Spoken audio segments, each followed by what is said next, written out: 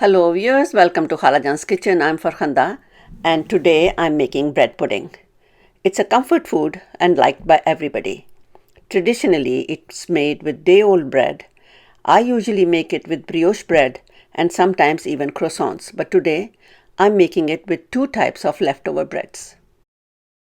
I have here 4 slices of white bread which I found hiding in the freezer, and I have 3 brioche buns whose expiry date is very close.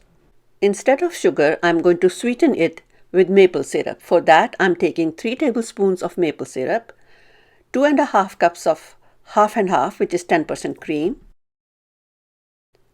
For some crunch, I'm using 1 cup of pecans.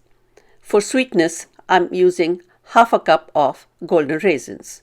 2 small apples, 1 teaspoon ground cinnamon, quarter cup unsalted butter, and 4 eggs.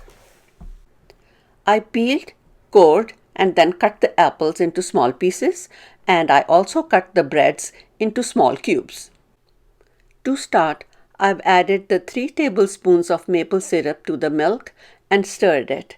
If you wish, you can use brown sugar or even white sugar, but I'm only using maple syrup and then also golden raisins that will give the pudding some more sweetness. After mixing the maple syrup in the milk, I'm going to add the 4 eggs and then mix them as well.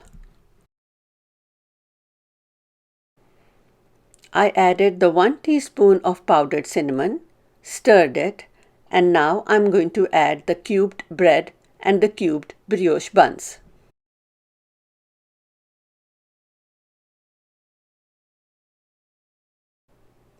Now I will press the bread down.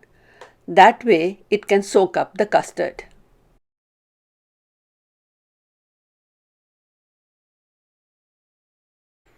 And lastly, I will add the raisins, the apples, and the pecans.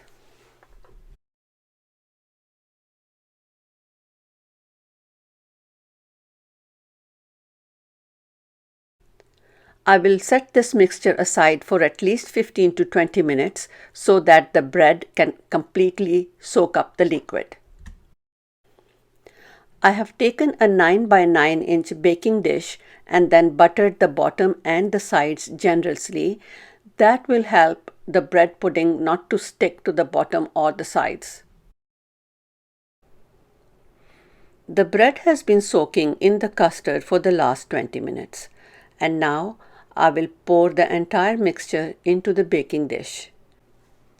I have taken at least 3 tablespoons of unsalted butter, and I'm going to cut it into small pieces and spread it all over the dish. While baking, the butter is going to melt and give the top of the pudding a really nice crust. I had preheated the oven at 350 degrees Fahrenheit, and now I will place the dish into the oven and let it bake.